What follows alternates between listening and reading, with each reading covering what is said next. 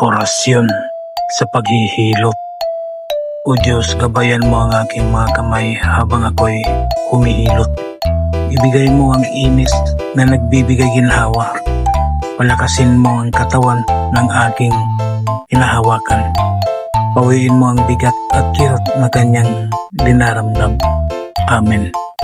Bigkasin lamang ang mga orasyon na sumusunod ng 3 beses at iihip sa isang basong tubig at inumin.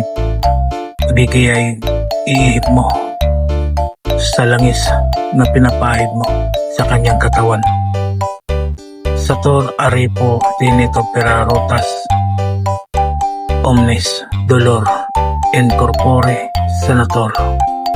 Omnes Dolor Incorpore Sanator. Omnes Dolor Incorpore Sanator. Amen. Gawin ito sa araw na ikaw ay may hihilutin. Maraming salamat sa mga tao na naniniwala at tumangkilik sa mga binahagi kong kaalaman.